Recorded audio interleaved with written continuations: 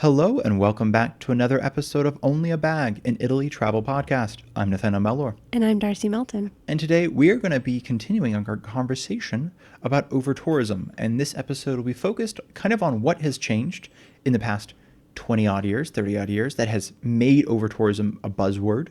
And what are some solutions that can help with overtourism that does not put the entire burden or really much of the burden on the tourist themselves. Sure. Before we get into that, I just want to say a massive thank you to everyone who has been following along or leaving reviews. It has been tremendous just for our, mental health and also just for the podcast. And if you'd like to do so, you can do so on Apple Podcasts or Spotify or anywhere you listen to podcasts. You can both follow there or leave a review. Likewise, if you'd like to check out any articles that we have, anything you want to bookmark or keep for later or just get a little more information on, you can check out our website, onlybag.com, where you can also send us a question, comment, concern. Likewise, you can do that on Instagram at onlybagpodcast, where we pretty much post zero photos, but we do respond to messages. So if you're like, they have not looked at this in years, that's okay. We do respond to messages. It's just, man, keeping up with social media is actually difficult. It really, really is. And if you'd like to support the podcast, you can do so in two ways. You can send us a direct donation through coffee, ko-fi.com/onlyabag.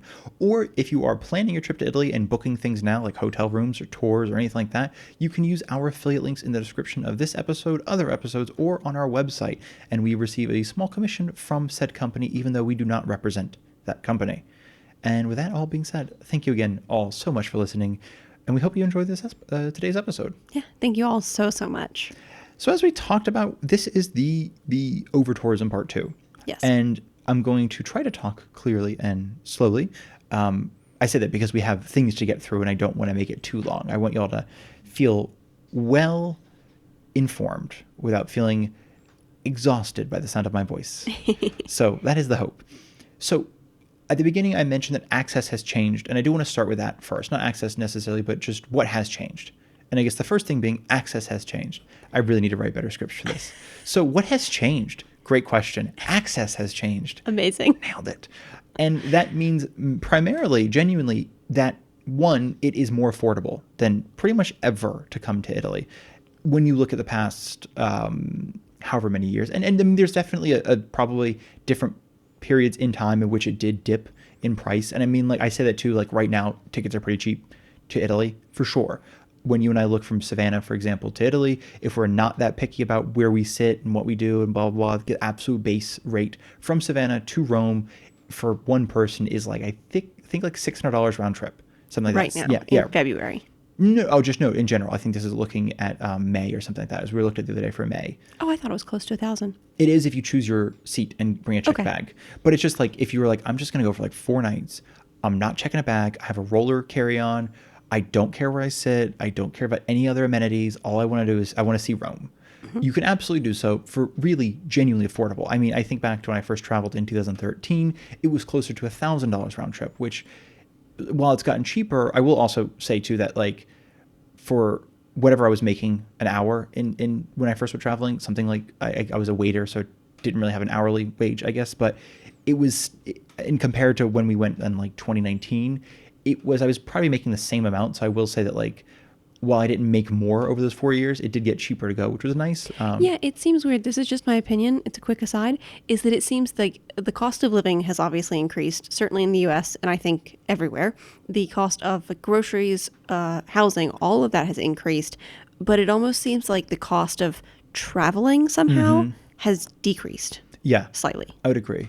Which I think on one hand is a great thing, because I do believe that a lot of people will benefit from traveling, if for nothing else, genuinely nothing else. Like I know it's like broaden the horizons and whatnot, but if for nothing else, then for simply exploring somewhere new, just sort of getting out of their own head and their own sort of rut in life, if you will, that just, just that I just want to find something new, even if it's for a week. And I know it sounds very privileged because it is, but it means like just going and just changing up your routine slightly and seeing other people or something new can help tremendously, I think. And it also can, shift priorities. I think anytime I went to visit family in New York, I'd always get like really excited about like something new I wanted to, just be like, it was, I think just seeing everything in a new light, kind of made, or seeing a different place made me see everything in a new light. For sure. And I think maybe going anywhere does the same, not necessarily to Italy, but Italy's certainly helpful. So access has changed, but it's not just that flights have become cheaper.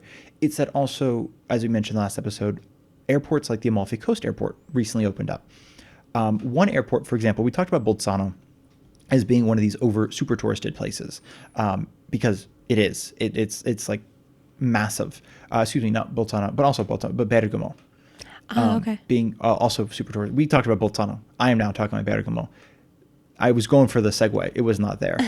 Bergamo is a fairly tiny city up north. It has like it kind of has year-round tourism, but I think my understanding is while it is in the north and does have like skiing and things, it is bigger in the summer because it's one of those beautiful city areas, and you can just kind of walk around and it's just a gorgeous area, and it gets people going to like Milan and things like that, Lake Como. But even now they get something like 1 million, according to their own website, the Bergamo Airport website. It's about 1.1 million travelers a month in this what they consider as a slower season.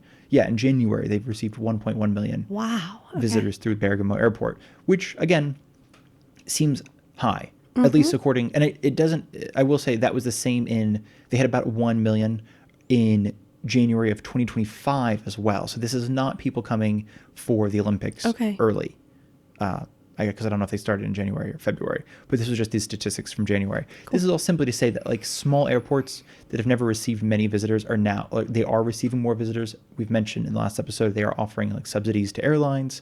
They are trying to, countries are offering subsidies to airlines. That is one of the reasons Ryanair is so cheap. It's not that they've cracked the code. It's just that without massive governmental subsidies, they would be operating at a total loss. But with subsidies, they're competitive, and it does create competition because now EasyJet and Wizz Air and Vueling, I think, is another low-cost carrier, I believe. Think so. They all kind of race to the bottom, which, while it is terrible for the environment, it is good for people being able to explore. And again, I will say a lot of those are like not... They're very vacation beach town sort of focused trips, if that makes sense. They're not necessarily like, you're going to go somewhere interesting. It's like, we're going to take you from, some city to some beach, and that's the only run we're going to do, and we're going to make it $5 and everyone's going to afford it, and it's going to be a terrible time. Yeah. But when you get there, you're going to be in, the beach. So I think that's their pitch. Likewise, social media has changed the landscape, and it's something that a lot of tourism associations in Italy are both trying to harness, as well as trying to rebuff, if that makes sense. So I think some associations are trying to figure out, how do we use social media advantageously? Do we hire social media influencers to go to unexplored parts of Italy? Do we run campaigns? Do we run ads? Whether it, and I say unexplored, it could mean unexplored parts of Rome. We talked about the Pyramid of Cestius the other day. We talked about the magic of Torino the other day. So it could be something like that. The other day, depends when you guys listen to this. It was the previous week's episodes. Or it could be a specific town. But either way, there's some people really want to use social media to sort of affect that change. And others are doing like a slow travel. No social media, no photos. It's just you in a place. And ideally, can you go even slower than like, train or bus? Like, can you walk? And then, so there's a big push, again, sponsored by the tourism industry, the board of Italy, a sort of federal tourism board. They basically were putting money into walking trails and walking groups. And essentially, like, you should walk. I mean, even where we are here, there's a pilgrimage tour, and essentially while it has religious origins, it's not remotely religious now, and essentially just go through, I think, 5 or 6 towns, and you end up on the water, and it's a short enough distance between each town that you spend the night in a bed, in a town, eating a meal, being warm and cozy, and then in the day, you're just out and, having a good time in nature. And so there's a lot of push to sort of fund these, because they're like, you need to kind of just get back to nature, get back to... So, yeah, and it's like, instead of spending 5 days in Rome, spend 5 days sort of, not like...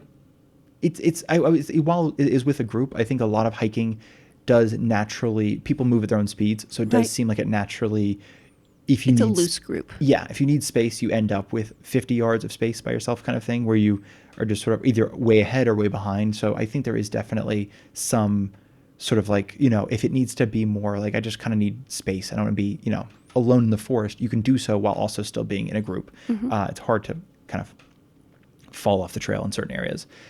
Other tourism associations in Italy have argued that it's become the checklist era, which is something I personally disagree with, because I don't know if it's become the checklist era. It has been. It for a has long been time. the checklist era for a long time. It's like, I mean, even the Grand Tour, it was like, yes, I went and I did these things. I think it's more obvious now potentially because people are like walking up to a monument or a site, taking their picture with it, and then leaving, which I mean has been a thing since cameras, but with the advent of smartphones, I think it's just quite obvious, you know. Yeah, So and maybe that is exactly the thing. It's just, it's so much easier now to snap a photo. And it's the same thing, like, respectfully, it is the same thing of like people filming fireworks, right? Like, you're never, ever going to show that to somebody. So put away your phone and watch or the if you fireworks. do, they're not going to enjoy They're going to it. hate it. They're really, I mean this lovingly to anybody who's listening, who films fireworks and then shows it to somebody.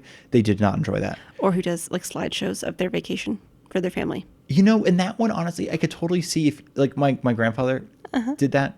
That would be like the every few years he'd whip out the old projector and all the slides from like when he was I in do Peace think Corps. when you're a grandparent, it's different. Yes. Like you can show pictures to your grandkids of like, oh, back in the day we did this thing. There's a huge nostalgia element to it. Yeah. Even though, I mean, not nostalgia because I was not alive in the 50s, but like that's how things were, you know, that's, I think. But when you're like, no, I was also there like 6 months ago. I don't Yeah. have to see your slideshow. Is your thumb in that photo? Oh my God. So you don't have to do that, I feel like, Yeah. but there is, well, I say this too, because I think I personally stopped taking a lot of photos when we travel because I realized, I mean, I'll send like the odd photo to my dad, but, and maybe my mom, but like she lives in Italy, so she finds it far less interesting. But that's about it. Like I realized I never really posted on social media when I had an Instagram. We rarely post on Only Bag because it feels like if you're not doing the travel blog, social like media the influencer. yeah, then what do you like, where's the hint, where's the tip, where's this thing? It just felt, and I felt so clumsy at it, like I couldn't quite figure out like what are you watching this video for? Honestly, I have no idea. You probably shouldn't be. It's like, you don't hire me to do your social media because I'm against, I think, social media, so I felt very like I'm self-sabotaging. But this all being said, is I realized I was enjoying places a lot more when I was just there. And it felt a little bit less like there was less anxiety. Sure. I no longer felt like I had to capture something. Like I remembered it and I had a great time. And I mean, to be fair, I do take, I mean, I still take some photos, and I realize looking back at photos is always enjoyable. And I know you take a ton because I think sometimes to reference photos, sometimes because you're just like, well, I like to remember this in 5 years, and you have family who would love to see the photos as And well. I have a much worse memory sometimes. Well, Nathaniel will reference a story of a travel or a something, and I'm like, I don't think I was there. Not a clue. To be fair, I think you have a better visual memory by Yes. far. So I think that helped. But also, you know, the photos. So I think this, all this is simply to say is not like, don't take photos. Photos are terrible. But just more of the idea that, you know, you can put away your phone. And I think that, and I'll get into that actually in a minute, because that is something that a lot of tourism associations have put forward as an idea to solve some of this. You know, and I know the Sistine Chapel, for example, I'm getting into that now, but I will pause in just a second. Sistine Chapel already has a no photos, please. But if, I think some arguments were like, if these were strictly enforced, you would see a drop, because I think a lot of times people are only visiting to be snap the seen, photo. to snap the photo, but even have somebody snap a photo of them with that Right. thing. But if all of a sudden it's like, for example, you could no longer have your photo taken near the Trevi Fountain, for example, then you might have a dip in people visiting, because there's no longer, you know, that sort of like, well, I visited. Do you have a photo? No. So you can't really post about it. You can't make money off it. You can't get a sponsorship. You can't get likes. It doesn't really matter. So people wouldn't do that because it'd no longer be a business opportunity, essentially. Now, those are just some of what has changed. And sort of segueing that without an actual segue, in 2021, there was a fairly large study that actually focused on Croatia, but because it had very similar sort of issues. Dubrovnik, for example, and Split have very similar issues to Venice and to Amalfi Coast, you know, as beachside towns that are famous, especially Dubrovnik. I mean, it just erupted in popularity after Game of Thrones was filmed there. Ah, yeah. So it just, everybody was like, oh my God, I want to go there. I want to have my photo taken with, again, I want to have my photo taken with, this is where Cersei lost her head. I have no idea. I've never seen the show. It might not be at all. I just know Cersei's involved. I don't know if she died. She didn't die at the end. No. So it's just where Cersei. That's not a spoiler because we haven't seen it. Walk of shame. There's something with Cersei. I don't know. Point is, essentially, they found there's two major outcomes from this study that they sort of found. And we talked about this briefly, I think, in the previous episode. The first is just that tourism destinations essentially lose their authenticity and the appeal that first attract visitors the more tourists they get. Yeah. So essentially they're saying the more people who come to visit to get that slice of authentic life, actually make it less It wears authentic. away Yeah, the every single authenticity. time. Of course. Which I thought was interesting. And second, that because residents have to move because of the affordability issues, that tourism development actually becomes sort of counterproductive. So essentially, as a city says, we need more tourism, we're going to build things more for tourists, it pushes out residents, whether it's high cost of living, whether it's no more housing for them, whether it's again, I mean, like literally city buses that don't go to locations that have jobs, but locations that are tourism destinations, especially if you are not in the tourism industry. So it leads to people leaving the city, which means you don't have people working these jobs. So it And kind more of tourist-focused shops rather than shops that you would use as a local. exactly. So they're saying kind of like there's a balance for sure, right? And it's not like they're like it's not impossible to balance it. It's just like you can't have this ever expanding growth of tourism because you then lose everything about that thing that made it interesting. And while it can ebb and flow, there's also an argument to be made, especially in a place like Italy or Croatia, where if you had, and we talked about this in the Venice, just last episode about Venice, like for instance, Murano glass. You have people who were born and raised in Murano making glass. But if they were ever forced out just by, it's now far too expensive to the property taxes on a, whatever, on a, Glass factory? on a glass factory are just insane, and you have to close down shop and nobody's buying glass anymore, whatever. Whoever restarts it in the future aren't necessarily going to be born and raised in Murano. So there is a break in that historic lineage, if that makes sense. Okay. And that's something that I think they're arguing, like like whether it's the gondoliers, if there's ever a break in that thing of like no longer is, because it used to be for years only Venetians could be gondoliers, and I think now for the first time 2025 they opened it up to people that were not from Venice or something like that. That was a big news because there was like, we're looking for fresh blood, and I don't know where that went, if it was a publicity stunt or not, because it felt a little bit like, you're telling me nobody in Venice wants to work as a gondolier? I would love to for like a season. Maybe that's actually exactly how people are like, I worked for a season, it was terrible. Anyway, this is just simply to say there's an argument to be made of like there are certain sort of like historical heritages, like sort of lineage of certain jobs that basically they're like are in danger of losing if there's too much tourism, that then they hire like professionals to do it rather than sort of people who are just from the town. Does that make sense? Yeah. I can see that. Like essentially I'm thinking whether it is like shoemaking and something like that. So it's like somebody that's so and so, that's Filippo, he's made shoes for 30 years, but then it's sort of like Filippo can no longer afford a shop because he doesn't want to sell shoes for 250 euros. He's going to sell them for 90. And even if he sells them for more, it's just eventually he's going to retire. But it's like he owned his shop. He's probably going to sell it. Or if he passes away, his kids are going to sell it. They might not sell it to another shoemaker selling shoes for 90 euros. They're going to sell it to somebody making shoes for 250. Right. Or that I completely understand. So it kind of becomes this thing of like that, like, I mean, there's a famous, it just happened the other day in Rome. There's a famous butcher shop that closed down permanently. And partly they're like, we haven't had a lease in like 10 years. We've been paying rent, but we haven't had an actual lease. The owners were in their 80s and they're just like, we're done. We're done. But it's like one of the oldest butcher shops in Rome that continually operating kind of thing. So it just was a bit of sadness because everyone's like, oh, this is the one I grew up going to as a kid. This is one my parents grew up going to as a kid, or my grandparents grew up going to as a kid, and now it no longer exists. And there will be another one eventually somewhere in Rome. Another butcher shop will pop up. It's just, it might now cater to different tastes, kind of thing, is essentially what this argument is being made. So seasonality is another factor that they found in this study. And that just essentially means some places, Rome, Florence, Venice, don't have to contend with seasonality as much. Meaning they have tourists all year round. Yeah, and they are popular all year round. Seasonality mostly affects beach towns. Right. Or towns that are dependent on weather or snow, or that's pretty much the biggest ones. I feel like Sorrento and the Amalfi Coast, Capri are Dolomites, great examples. Exactly. For specifically for skiing. They do get summer tourism, but for years they got a lot more winter tourist than summer tourist type thing.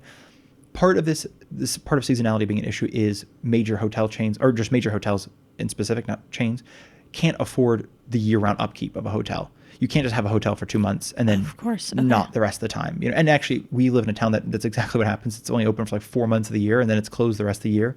And they make barely enough money to make that work, but it is a constant struggle for them, as they've explained to us. So essentially, the hotel can't just have, we have June, July, or July, August. We get really, really famous, popular, and then we die down. But they don't make enough money in those 2 months to even like exist, let alone stay open for the rest of the year. I imagine that's really hard for workers too. I mean, I know that with Lake Como in the north, the Dolomites, like you said, the Amalfi Coast and Sorrento coasts, there are people who work seasonally at hotels, which is like or bars or anything like that, just regular jobs that you would think they have all year, but they are seasonal because tourism ebbs and flows so greatly. Exactly. And that is, and so one of the, I mean, it's going to be a segue that I'm actually going to like push off for a second, but the segue is simply that this is where the short-term vacation rentals come in, because they can rent to people the rest of the year. And in fact, we've stayed in Scario and we've stayed in Perugia in Airbnbs that were rented to us in the off season when, like, I mean, I think in Scario, which is on the Calabrian coast, it was $10 a day. It ended up being $300 a month, but in August, it was closer to $1,200 a month. In Scario? I'm sorry, Scalea. Scalea. I was like, when did we stay in Scario? I just read Scario, so I was like, for Scalea, my next yes. thing. But yes, in Scalea, I apologize. In Scalea. And in Perugia, if I may, I don't know if this helps people understand it all, but where we stayed in Perugia during the off season, at least one of the apartments was student housing during the school year. So we were able to stay there in essentially like a student apartment for not a lot of money, because we were only allowed to stay there when students weren't in session. Which is interesting, actually, because I think she was doing essentially the opposite. Because I think the students really weren't in session in like the summer and the winter. So she was renting it like as a tour, like basically not the tour. It was a student apartment that she happened to rent to tourists rather than a tourist apartment that she happened to rent to other people. And that is what some of them do, and that's how they can survive. And I think like you might even see, you being the listener, dear listener, you might even see on Airbnb or Idealista Immobiliare like a apartment for rent for like, you know, $600 in the Amalfi Coast in the off season. It's just, they're like, honestly, anything, just covering our bases, making sure there isn't any leaks over the winter, that kind of stuff is a better than nothing. But as soon as it, you know, usually it's October to May, and as soon as May comes around, you get kicked out, and then they, you know, I mean, the rent's like triple, quadruple per month. And I mean, so it's and that's the issue, because while it's, the argument's being made is, oh, at least we're renting to some local people some of the time, it's still like, right, but the rest of the year, May to October, where do people go? Just not there? So it like, or do they? It also means that regular people, like I know when we visited Amalfi on the Amalfi Coast, it was very apparent that a lot of people working in the cafes and shops there didn't actually live inside the town. They maybe lived a couple towns over, or a couple towns like up into the mountains, where it used to be a fishing village. And I'm not saying one is better than the other, but it used to be a fishing village. People lived very much inside of the city, of the town of Amalfi. But now those regular people who that city relies on day to day don't actually live there necessarily. Exactly. So it does become, well, again, it kind of goes back to that thing of, it does lose its authentic soul if it's like, oh, residents only live here 6 months out of the year. The rest of the time, there's no residents. Or, you know, Italians only live here 6 months of the year. Or again, even if it is 6 months of the year, it's like, and do you go to another off-season town for the other 6 months? If that, you know, like, so then your work has to either be online or super seasonal, which means that, again, you do struggle to have a soul of a city if it's like, oh, there's one thing this place is known for, because they're just every 6 months is a different place, basically. So I, in fact, will use that segue, if you will, to go into what are, now that we've kind of established like what has changed, accessibility, social media, seasonability, things like that. Because again, I mean, seasonability has always been, actually, if I may, one last note on that, seasonability, because I think some of you are wondering, like, beaches have always been like popular, right? Since beaches were a thing. And that is very true, genuinely. I know that in Italy, though, camping was a bit of a bigger thing than I think it is now. And if you'll notice, a lot of seaside coastal resort areas have a ton of campgrounds.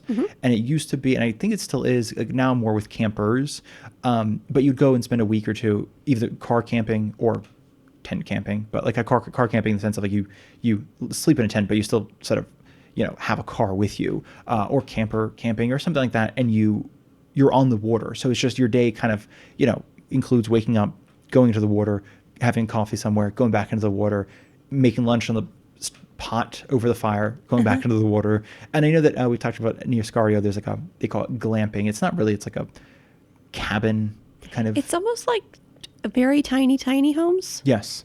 And I can see that being glamping, by the way, like in the late 90s, early 2000s, where again, if the alternative There's no glamour in this camping, No, though. It's just no. not. It's quirky camping. Well, and I think that would have been like, I mean, it's interesting now, to be clear. And I think it's, especially if you like being in nature and a little farther away and just kind of surrounded by both massive trees and the ocean, and it's gorgeous.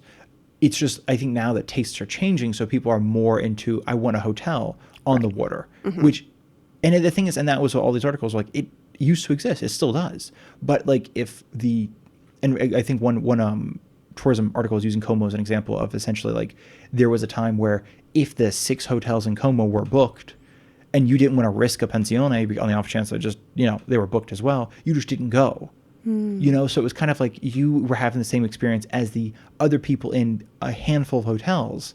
And then that was it. And if like, oh, Como's booked this year, we'll go somewhere else next year. And again, part of that is because it was a little bit more unaffordable. Like even in the, late 90s, early 2000s, while Como was still popular for sure, I think before the sort of spread of like travel blogs online, if it wasn't in like a New York Times travel article, or it wasn't in like a, some sort of newspaper travel article, basically, then you probably wouldn't be seeing it. If that makes sense. Like if somebody wasn't saying like, here's 5 villages in France you haven't heard of, you probably wouldn't be in those 5 villages. So I think the advent of things like travel blogs like ours, that is so much pressure to put, like, you have to have something new. You cannot just do another Rome thing. You have to have like something nobody's ever heard of, which I think also does lead to people sort of trying to try to find like a different area, I guess. Sure. But also at the same time, potentially solving a problem poorly. Okay. And that does, now I have 2 segues into our next little bit, and one of the segues, if I may, like solving a problem poorly, is to kind of jump straight into that one because it's the shortest of these problems and then solving. This goes back to what we talked about in the previous episode, the 99% problem. It's 70% of tourists to Italy only see 1% of Italy. So this means that one of the ways people are looking to solve this is like not redistributing the problem, but sort of flattening it out. Okay. Right? If there's these giant bumps representing, tourism of like this area gets this huge spike, and then this tiny little spike for Abruzzo, and this huge spike for for Florence or whatever it is. They're like flattening the curve kind of thing, or essentially just redistributing the people. Okay. Which is a great idea. It's something you and I have talked about a lot. Like instead of Positano, try out Scario, because Positano gets tons of people. It is so packed, and Scario gets far fewer people. But it's also, in our opinion, the beaches are much more beautiful. And if you're going to Positano to swim, don't, kind of thing, was what we were saying. It was like, find somewhere else to swim, because it's not as nice as there are other beaches that are nicer. However, we do try to make it, like, talk about places that are already somewhat used to tourism and have some infrastructure in place. That brings us to the first sort of, so this is a way to solve it. Okay. The downside, of course, being sometimes this backfires. And I think one story was from 2025. There was a Napolitano TikToker, and she posted that she was like skiing in Abruzzo. Yeah, I heard about this. It was, and I think I remember being news when it happened. It was kind of a viral sensation. And she went to a town called Roccasaro, in Abruzzo. It is a ski resort. And she filmed just a couple scenes of herself at the ski resort, and then she urged her followers to go. She's like, you got to check this place out. 260 buses filled with people arrived, with more than 10,000 people. It sounds like it's not many, but again, it's a ski resort that gets like a few hundred people. So 10,000 was like, oh my God. Leading to massive lines, delays, traffic, general mayhem. It was just, it was wow, kind of a nightmare. And part of this is because of how close it was to Naples and Rome, but to Naples. You can get on a bus and within 2 hours be there, which is kind of crazy. That is wild to be at a ski resort within 2 hours of Naples. Yeah. I was like, wow. Wait, where? Yeah. We're close to there. Yeah. I was like, well, can we get somewhere 2 hours in the ski? I can't ski, but I can try. And I think one of the other issues is that a lot of these buses were not just offering a round trip ticket, but they're offering lunch on board. Mm-hmm. So what happened was, it was limiting the amount of money that Roccasaro was making. Of course. So they were basically saying, not only do we have to put up with buses coming into town and creating just general mayhem, traffic, we have to put out extra, traffic police, we have to put out extra people, extra this, extra that, paying overtime in some cases. Now they aren't having lunch here. We aren't making money off that. And if they are coming to ski, great. The ski resorts make some money. But a lot of them even weren't. They were just coming to see the TikToker in person. Oh, wow. Yeah. They were just like, oh my God, she posted her location. We should go see her. So. Oh, wow. Okay. Yeah. Yeah. I know, right? I'm like, that was don't post your location. That is a terrible idea, I guess. So that is not great. No. And that is an example of why, like, how it can not work in some cases, if that makes sense. Like, there are ways it works and there are ways it doesn't work. So even in other cases, this is just an extreme example, but there are cases of people trying to be like, okay, try to go to these other 5 towns in Lake Como. And actually, this one article I read, she had written something for Huffington Post, I believe. It was like five towns on Lake Como you should visit instead of Como. And one of them has like 32 people living there. And they now have hundreds of tourists coming through. And they've essentially basically had also institute a fee to visit, to basically be like, we don't have, it's 32 of us living here. Right. Like, we literally do not have money and time. People power to manage that. Yeah. So they instituted a fee that helps with this, and they've kind of closed it, and you can't go stay. It's this whole thing of like, how do we limit the amount of people actually coming when it does get mentioned on some famous blog or some famous TikTok? That's rough.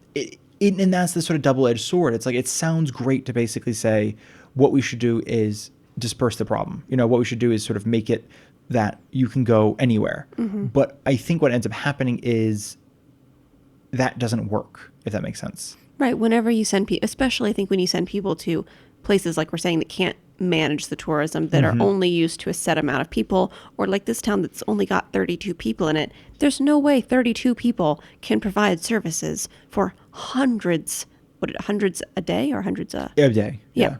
There's no way. And even if it's crazy, because when you think of it, it's only a few hundred people. It does say 200 people a day for like, the height of the season, something.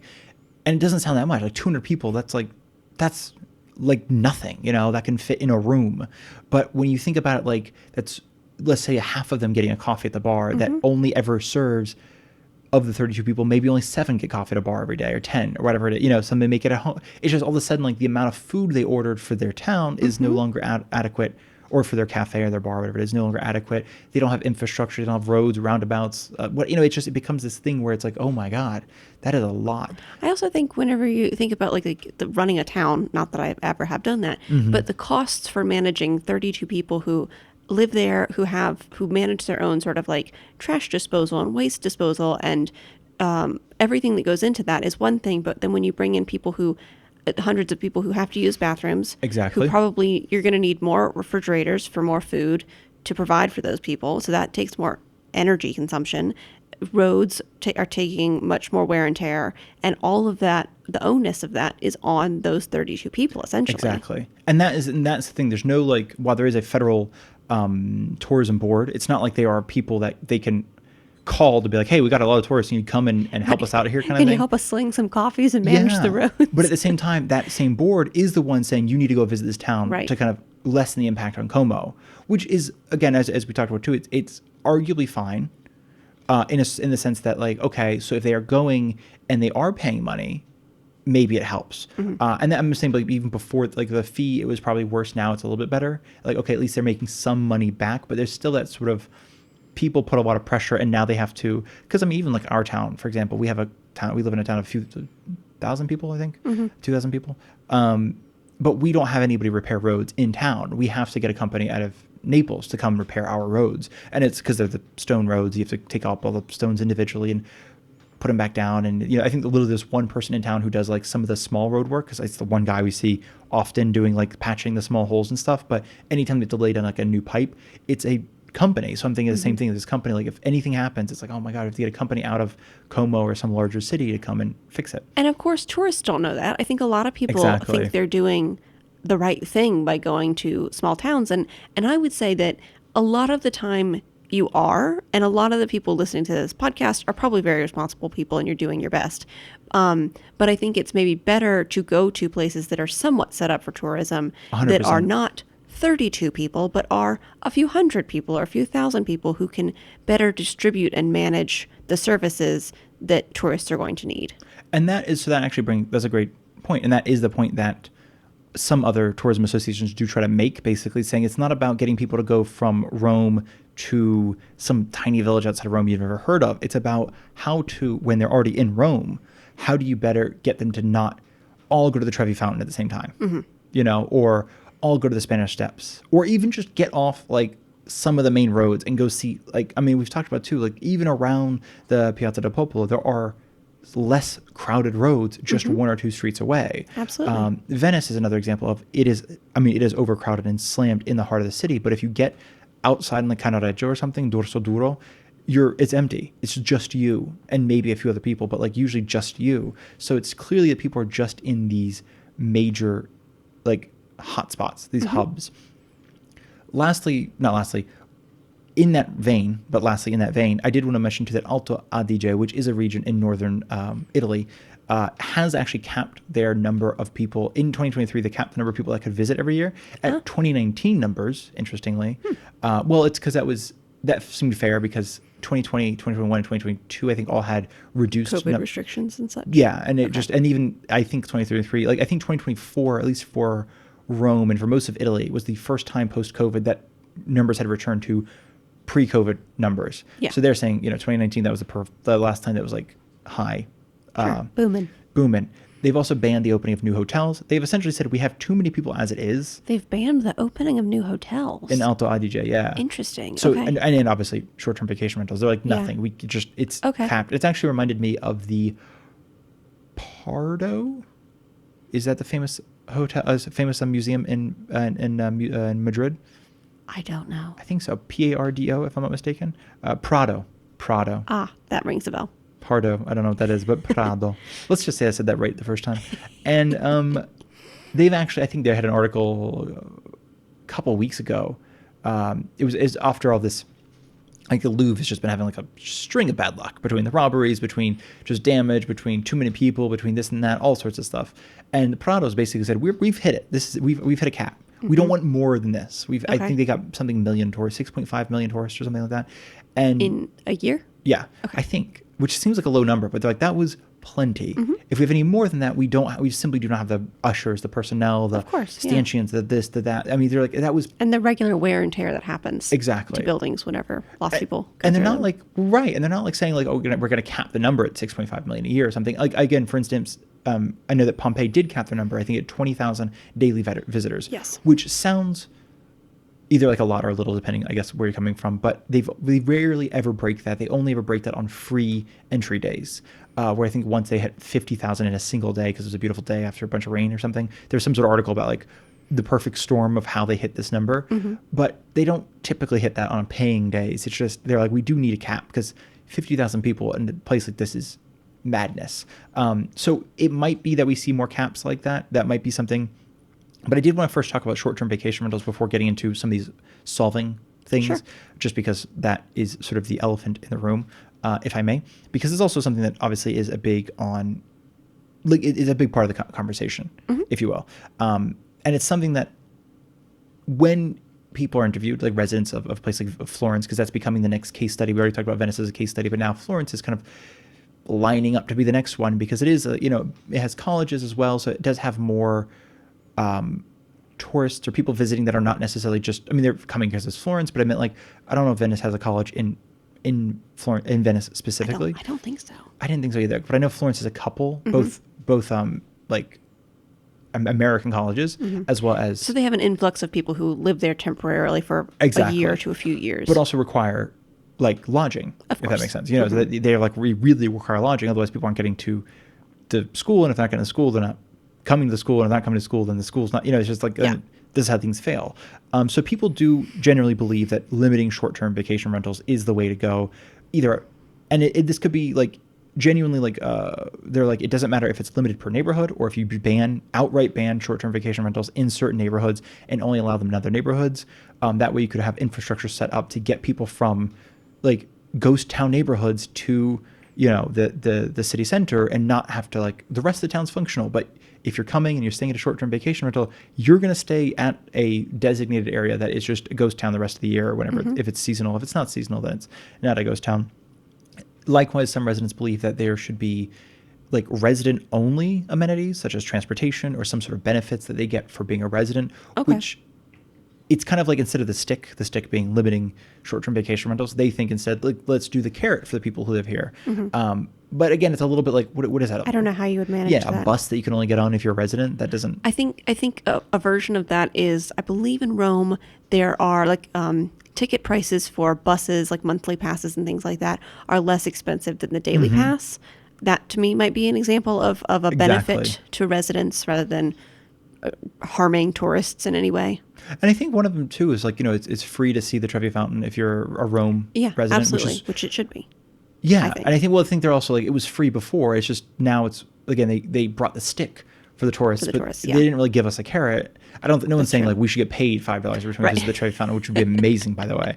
I think they're just saying, but like, what else? Because we're not going to visit the Trevi Fountain, but that money isn't also going towards Roman. So like, you've monetized something, and now not everybody benefits. Yeah, and we'll have to see how that goes. Yeah, I am curious to see how that goes. It's gonna be great. I don't think so either. So in either case, essentially that's kind of what it comes down to it's this sort of like rent is while, I mean, housing is related, but like while trash and overcrowding are two issues, rent seems to be the biggest one because a lot of people are like, we just simply cannot afford to live in this city. And it does go back to short-term vacation rentals. It's no longer everyone just renting out a bedroom. And I think like Airbnb for a large part of their initial beginning was if you have an extra bedroom and you aren't renting it to somebody full time, rent it on Airbnb, make a little pocket change.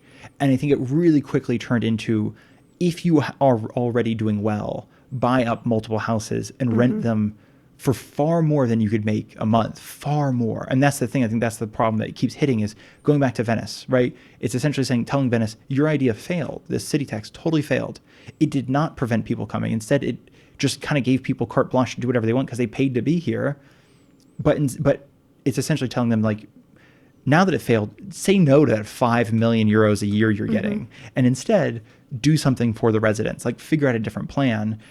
It's kind of the same thing for, I think, people who own short-term vacation rentals. It's like, instead of getting that 3,000 or 4,000 euros a month that you're getting, say no to that and instead get 800 a month for renting out to somebody full-time. And that's obviously this kind of, it's not impossible, but it is something that is hard for someone to want to do naturally. Right. If that makes sense.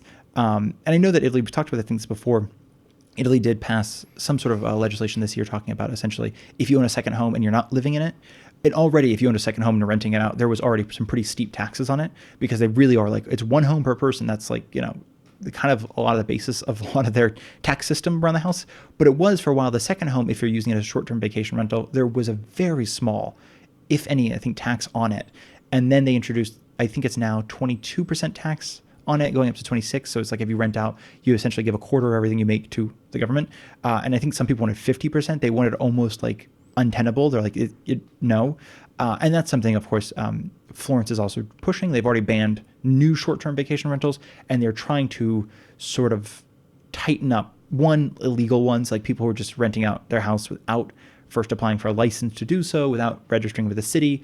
And part of it is for safety. It's just sort of these places that, don't really exist is kind of the thing. They're like, we have no way to find, it's just like if something happens in that house. Right. It's not insured, it's not backed by anything, it's not registered or anything. It's essentially you just stayed at some guy's house and something happened. That's like, who's at fault? I mean, obviously the guy is at fault, but like, you can't go blame Airbnb necessarily is right. What they were saying. And actually, interestingly, going to the blame on Airbnb, it also, I think, so not only can these landlords essentially, you're asking landlords, stop making tons of money, instead make less money. Airbnb isn't also playing fair, if that makes sense.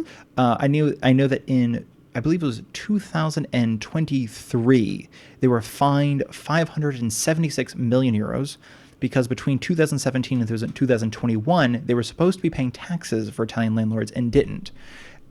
The reason they were fined, though, is because they told the Italian landlords they were paying these taxes and were just simply not paying the taxes. And then later, when the Italian government went to these landlords saying, you guys owe us like years of taxes. Like, where are they? They're like, no, we've been paying them to Airbnb. And Airbnb's like, no, that's not what we've been paying. It was this whole thing. But still, they paid 576 million for not having paid 779 million. So essentially, I'm like, so they just got off of what, 200 million basically free. Yes. That's insane. So by not paying taxes for 4 years and by lying about it, they got a coupon, essentially. So, and again, it kind of, that directly harmed the Airbnb owners. Harmed the owners, harmed the residents, harmed the city, harmed the country. I mean, it's just like, and obviously after that, there's a push to be like, let's ban Airbnb. They can't be, if they're like, I will say, I do appreciate how Europe does have a little bit more of like, it's a little bit, I'm putting my fingers very close together. it's a little bit less pro corporate interests. Yeah. Like they are a little bit less afraid to fine Google or Apple or X or whatever it is called now for doing something that is illegal, rather than I think in the States where it's like, oh, we'll give them $1 million fine. And I'm like, they make $1 million in about a quarter of a second. That wasn't even, I'm not sure they noticed that they got fined. And I think here they were like, no, it'll be something. And again, still not much. They are $1 trillion companies that you get fined 500 million. It's kind of like, did you really feel that? But at least it's something, as they say. But it is, I think a lot of people were pissed because like any other of us would be serving prison time for that. Right. But not these people. And not only are they not serving prison time, they got a discount. Yeah. Also something that they wouldn't have gotten. So absolutely insane. That being said, I just wanted to throw out this sort of, it is unfortunately the issue. I was trying to figure out a softer way to say that. It is the elephant in the room because also it is one of the bigger issues. It's essentially, and I mean it in like in a soft way, but you can't really trust landlords to work for what's best in the resident, if that makes sense, because it simply goes against their own nature of what is best for them. And the same thing with Airbnb. They have shown time and time again, they will not be pro-resident. They're not going to be pro whatever city it is. So a lot of Except that with Airbnb, they're not pro either person. I've heard so Sure, many yeah. horror stories of people who own Airbnbs and who are trying to do their best, and they get harmed somehow by someone breaking something in the apartment and they're not paying for it. Or something like trashing that. the apartment Or and not trashing paying the for it, apartment. yeah. Yeah. So people who own them really aren't protected, to my understanding. And certainly the people who stay there, if they have a bad stay, if they're in a dangerous situation, if they arrive and something isn't how it was advertised, Airbnb, I'm pretty sure, isn't protecting them either. So there's just a lot of a danger in that situation, from being like minuscule little inconveniences to actually pretty dangerous situations where people aren't being protected.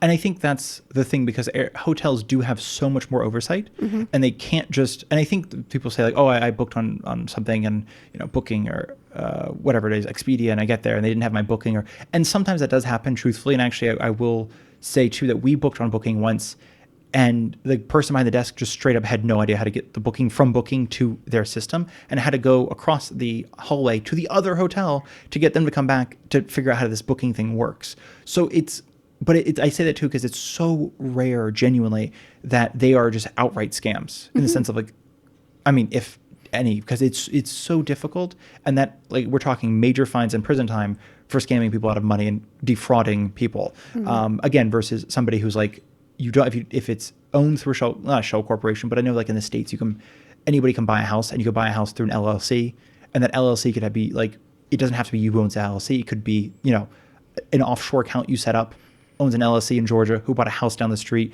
who's now renting out to somebody else. So you're super insulated from anything happening to that thing, basically.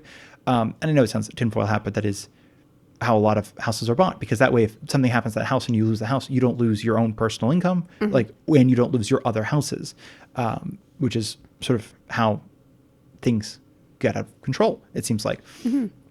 So very quickly, just now that we've talked about the fun parts, and thank you all so much for staying with us. I did want to also just very quickly kind of talk about some of the kind of like what people are doing and some of the solutions. Okay. Very quickly, Capri, for example, we talked about that actually in the last episode, because they have roughly 50,000 visitors a day with only 13,000 residents year round. Wow. So they do feel outnumbered constantly. It's a sea of people that you do not know all the time. They are, as of 2026, limiting the size of tour groups to 40 people, preventing groups bigger than 20 from using loudspeakers, and then banning unsightly sort of like they use the umbrella, or they use like a stuffed animal on a street. The tour guide will have something, Yeah, like a little flag or something, so you exactly. can see them. Okay. And I think Banning unsightly ones? so. Okay, that was my reaction too. Sorry, I don't mean to laugh at that. I'm not. But this, I think, is like, and it goes, and so as much as I like to hate on short-term vacation rentals, it's clearly too like when people like the residents of Capri go to the government of Capri that they elected and said, hey, you said you were gonna like work on this, and like, yeah, what we're gonna do is limit tour group sizes and make sure that they can't carry like a stuffed animal attached to a rope. That's not really fixing the core of the problem, it seems to me. Everybody's thing, and not to mention even this tour group thing, as we've talked about, and as they know, this was already tried in Venice, and the only thing that changed is now if you have a group bigger than 40, you just add another tour guide that Quote, happens, unquote, yeah. yeah, quote unquote, that happens to follow along right behind the other tour guide. And when they use their little radio mics that they already, like, they have to now use them. It's like they already use them anyway. But now they speak still to the 60 or 70 people on that group rather than only their 40. So essentially, nothing has changed. And it's not even like a Band-Aid. It's just more of a, let's pretend that we've made things better while I'm not actually making things better. Right. So it's funny. Like I might notice, what does limiting signage even do? So yeah, it was, That doesn't seem even like when I it's going learned to it, I fix was like, anything. what is this? So, anyway, that is just simple to say. Some cities are like, oh, we're trying. And I think other residents are kind of demanding, like, no, we want more. Like, if you have a law on you can't walk around in a bathing suit, we would like to see you actually start fining people for that rather than just saying, please put on a shirt. If you're saying, if you, Or not doing anything at all. or not doing anything at all, or if it's please don't take photos of people, the public. Like, I know that is something that Sorrento and Positano and Capri all struggle with, because while again you can technically take photos of people only if it's not for commercial use, blah blah blah blah, get a blur faces, that kind of thing. It's still something that a lot of Italians do tend to be not for, if that makes sense. Taking photos of people in public? Yeah. Yeah. Like, I think street photography never really became too much of a thing, if that makes sense. Like, as far as my understanding of like the history of street photography, it was never like going and putting a camera in somebody's face and taking their photo and then like, I can do that because legally we're outside and it's in public, was never really a big thing here. And it seems like something that people also want to limit. They're like, no, just taking photos of people when they're out having their ice cream, whatever it in Capri. Yeah, just It's living their life. Exactly. So there are these different pushes. I understand that, especially in tourist towns, because it's commodifying humans who are just existing. Sorry, just cleared my throat. Sound more normal now. But yeah, I think just like the Venice entry fee does it sort of makes a place seem like a theme park. Whenever you're in a touristy space, it can be easy to think that everything around you is there for you when it's not at all. You're just participating in everyone else's existence. And that's kind of the thing that they're trying to lead to avoid. And some people have a much harsher sort of outlook than other, in the sense of like, some people are like, I want actual serious things in place. Some people are like, no, just like the bare minimum would be a nice start. And essentially what it comes down to, and I have a little list here of what like people put forward, because like, one, yeah, seeing other parts of Rome lessens the pressure on Trevi Fountain and Spanish Steps. And it's like, okay, putting money into like off the beaten path type stuff, or creating incentives to visit different times. I know that during COVID, just after COVID, the Italian government, or just for Sicily, but I think it was the Italian government, basically had, we will cover one night if you stay for more than two. Like, if you go anywhere on vacation for 2 nights and you want to stay a third, we'll cover it. And they covered it obviously in the form of a tax break, not giving you cash. But it's like, if there's some sort of incentive to go off season, if you're trying to lower the pressure of the summer or August or whatever it is, and you're like, let's just try to figure out a different thing, that's great. Or incentives for people to create hotels not in like the same areas, or if it's going to be short-term vacation rentals, fine, but not in the same areas as everything else. Like, try to lessen the impact if it's essentially, because there's got to be, I can't imagine there's an actual statistic, but there might be an actual number on like how many people in a apartment building, if they are replaced by a short-term vacation rental, all of a sudden make the tapestry of the apartment building sort of disappear, if that makes sense. Of course, yeah. In terms of like, if you have 40 people who kind of vaguely know each other, or 20 people, let's just say, how many of them disappearing makes it so it's like, oh, it's just me and them. And I say that too, actually. I mean, it could go the other way, because I realized when we were in Scalea, not Scario, it was us and 4 or 5 other families in this apartment building of Hundreds of apartments? yeah, 100 probably, genuinely. And it was just, they were all short-term vacation It was rentals. very eerie. All for the summer. And partly is, it's like, I mean, again, I don't like short-term vacation rentals. I don't know if I've made that clear, but you and I looked at the price of buying an apartment into this building, and it was like 13,000 or something. We're like, oh, that's why. Because you can, with like pocket change, For some people, yeah. for some people, buy a apartment in this. And then these things are also rented about $1,200 or $1,300 a month in the busy season. So after a couple months of the busy season, so maybe 3 or 4 years, you've made your money back. It's like, that's a great investment. Yeah. But no, it's like, it bonded all of us together, all 5 of us during, COVID together, because we all kind of knew who the other 5 people living in this, or 5 families living in this apartment building were. But that said, there's definitely like, what can we, like, there's a lot of people putting forward a lot of ideas about how to just sort of that 99%, how to make it, instead of 1% of Italy, 5% of Italy, 2% even, or like, what does that look like? And then of course that means though the infrastructure unfortunately has to come first. So there's a plea on behalf of certain cities and the government itself to send, like, to basically, like, we need you to create infrastructure now. We can't send people there and wait for infrastructure later, because that's going to make it like, don't go to XYZ, I had a terrible experience. And I think even like Train Italia had something, they were trying to renovate this, in 2019, they announced they were going to renovate this line between Rome and Pescara, I think, in Abruzzo. Okay. So it's basically east to west. And as we've talked about before, there are so few east to west lines in Italy. Like, it's so hard to go east to west in Italy. And I think they were supposed to start in 2019. They ended up starting in like 2024. Wow. It was supposed to be done. No, it was supposed to be done in 2024. It started in 2024, 2025, something like that. It was just like, Goodness. Yeah. And I know that COVID obviously, definitely Right. stopped it, but it was still like, that's the kind of stuff. And we've talked about it because, again, we're writing these itineraries of like, okay, here's how you can see, but going from the like Amalfi Coast to like Bari, for example, which is really not that Feels far. almost impossible. It feels almost impossible. I mean, with public transportation, it really is almost impossible, and even by car, it's difficult. And that's the thing, because the idea of like east west, I know there's mountains, by the way. There's like a spine of mountains running down the middle of most of southern Italy, so it is hard to go from east to west just geographically. But again, infrastructure, it's just like, I think the Italian government's like, because they aren't getting tourists, we don't need to put money into infrastructure. And a lot of tourism groups like, they aren't getting tourists because as soon as a tourist tries to make a plan to see like 4 things in southern Italy that aren't next to each other, they realize it is basically impossible in a 5-day trip or whatever Yeah. it is. It also intertwines a little bit, I don't want to get into it in this episode, but with Italy, the government of all of Italy protecting all of its citizens equally, I think there's still a pretty serious divide felt among Italians between the North and the South and what they're provided with. So I think whenever like infrastructure in like a Basilicata, if roads just don't work in Basilicata, that's not great for tourists, but it's also not great for people who live there. Exactly. And that genuinely is, yeah, that's like the beautiful little cherry on top of just like, it could work for everybody instead of working for no one. Another thing that obviously we just talked about, a crackdown on short-term vacation rentals. They've already cracked down, making them sort of like, you now have to register to have them instead of just being like, literally anybody can make one. And there was no probably good. oversight.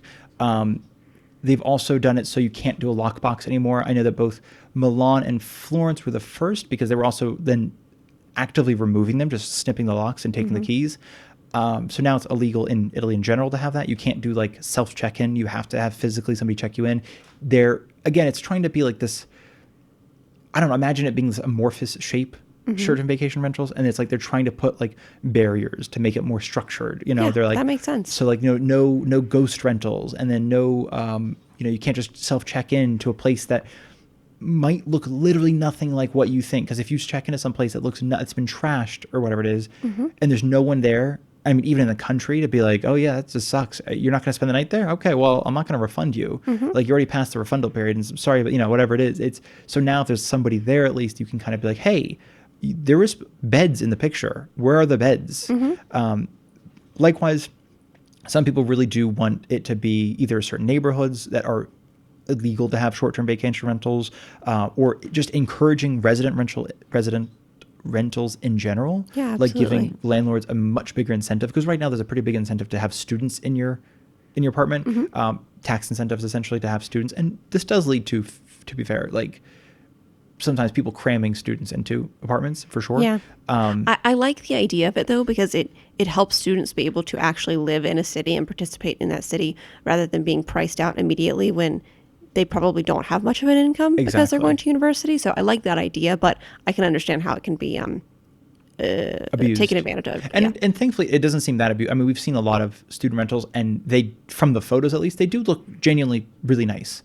For like, you get a bedroom in a fairly nice 4-bedroom apartment or 2-bedroom apartment or something like that. It does look pretty pleasant. I mean, it's not like these sort of like slum. I think sometimes like people like in the States or whatever it is, like, oh, you wouldn't believe what I stayed in as a college kid. Yeah. And it's like, right, because it's literally the group of people that are the least likely to complain, and one of the more They're easy to take advantage of. exactly vulnerable groups who just don't know what things should and should not be in a rental, and also sometimes don't have anybody to complain. Like, two. It's like they might not be able to complain to parents. So that is, I think, that more of a United States thing. I don't know where it is like in other countries, but I know in Italy it does tend to be a little bit more better than that. But that's essentially then also making sure that landlords don't benefit from out-of-date legislation, essentially. And as I've talked about, literally this year they're changing it or have changed it to be taxed more like it's an actual business rather than just like, oh, I made some money. And it's like, some money? You made 4 times the average income. That is not some money. So they're trying to be like, we need to start thinking about short-term vacation rentals as an actual business. Whoops, sorry about that. I just knocked my mic. As an actual business and less like just sort of a side income, a side business. Because I think that is something that Italy has already done. It's if you make under a certain amount of money a year, it's not that you don't pay taxes. It's also you don't have to file taxes, which essentially is supposed to just ease the burden for everybody. I think it's 2,000 something. It's a not a huge number, but essentially they're like, no, that's a ridiculous pittance to live on. Why would you even file that as a tax? So that's the first two, short-term vacation rentals, seeing other parts. And then actual infrastructure, we talked about that as well, but actually investing in infrastructure is a way that people are just, roads and buses and train and things that actually function for everybody, not just for tourists. So like not like putting money first into tourism buses, but, buses that also go to places where people work, for example. And then kind of the last two or last one really is there's just basically an impetus, not an impetus, a onus, I think is that the word you said, if I'm using it right, to just essentially force the cities into basically right now the cities are sort of like, while most of the population wants a ban or a limit on short-term vacation rentals, while they do want a more benefits for residents, while they want to see also their taxes going towards something that benefits them and not tourists, a lot of these cities are still benefiting like foreign interest, Airbnb, for example, which again is in America, it's not a foreign interest, but here it is. So a lot of people are getting annoyed because like, why are we bowing down to American companies when they are not the ones that are putting money and literally in some cases, I mean, literally not hundreds of millions they were not giving, of course, when they should have They're been. essentially scamming other countries. And that was a big thing. So this all kind of comes down to, and I know this is sort of, it sounds like an angrier note to end on, but most of this is simply to say that it isn't you as a tourist.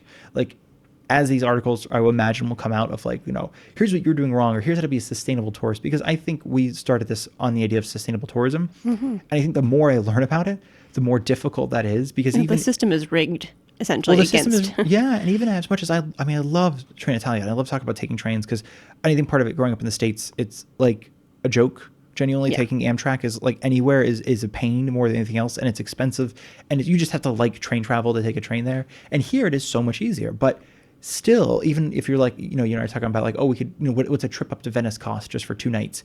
And it's like, oh, it's a $25 flight or a €250 or €25 flight or €250 train. And it's like, okay. And that's another thing. Some people are pushing for much bigger subsidies in train lines, and they do. Let me actually one example that I brought up last night to you when you were cooking is that right now there's an easy pass, basically for tourists. You have to be a foreign non-resident of Italy to get this pass.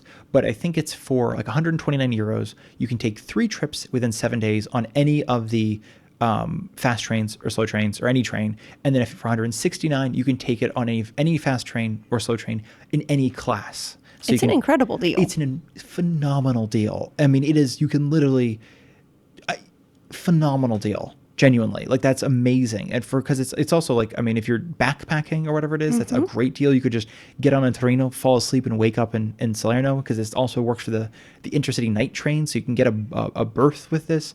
But it's only for foreign residents. It's not for Italians. So that is a big issue, too, because people are saying, like, again, while there are some discount deals for Italians, a lot of them have more to do with, like, if you're going from Naples to Rome regularly. Like regular commutes for work. Exactly. Then they do give you some discounts. But it's absolutely, I was getting really frustrated when you told me that last night, not at you, but with that situation, because why would you limit something like that is so beneficial could be so beneficial to everyone?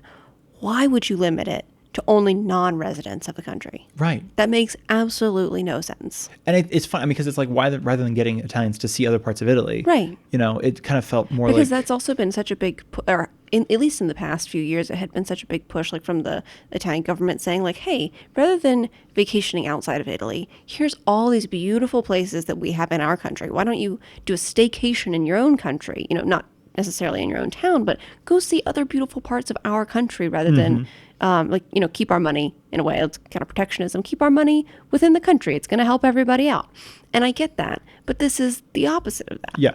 This is exactly, that's the thing. It's like, and actually it's funny. We and it's my last note, I apologize, and then we're done. It's just that for Train Italia, it's thankfully you and I travel together, but for the most expensive ticket is somebody traveling alone, older than 30, younger than 55, because it's just, there's like pretty much no discounts you can get. If you're traveling with somebody, you get like a 50% discount, 60% discount. If you're traveling with family, you get a huge discount. You get kids travel for free. If you're older or younger, you get a huge discount. If you're traveling for business, you get a discount. But if you were like just a regular old traveler between 30 and 55, there's just, Nothing. I mean, you can get like the non-changeable ticket, and that's usually about it. So again, this is like that thing of like, this would be tremendous for people if it's like, yeah, this summer, spend a week checking out 3 different cities, or 2, I guess, depending on how many legs. But and also there have more legs and more trips. If this is actually interesting to you, there, I'd recommend checking. I think it's called Easy Pass, but it also goes up to like, that's just 7 days and 3 trips. That goes one, I think it's like 8 trips, 7 trips in 30 days or something. If you're spending a month here, they let you really get around.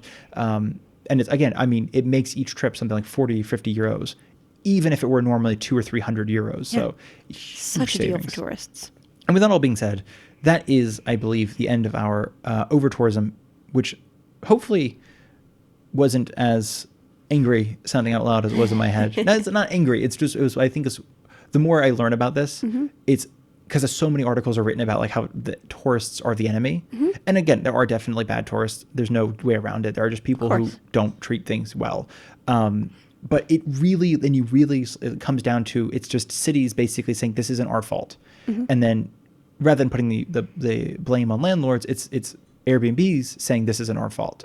Or massive, again, like these sort of BlackRock corporations that buy up a bunch of apartments and then rent them out saying, well, this is not our fault. You're literally allowing us to do this. So of course we're going to do this. Right. And same thing, landlords are like, why am I supposed to adhere to a law that doesn't exist? If you don't want me to do this, change the law. And then cities are saying, we can't change the law because then you're all going to leave. You're all going to not do this anymore. And so residents are kind of like, you understand that like we were a vibrant city before short-term vacation rentals. It's not like we were not a thing and then all of a sudden they came along. We were still functionally here. So I hope I don't come across angry. I hope it was more just, I learned in researching this how much of this falls on the shoulders of city governments and the national government, but mostly city governments to enact change and say, you know what, like we were elected for this purpose and we were elected to sort of protect our residents who elected us. And instead of doing that, we've been sort of not, or we've been creating these really ridiculous measures like in Capri of like, oh, we hear you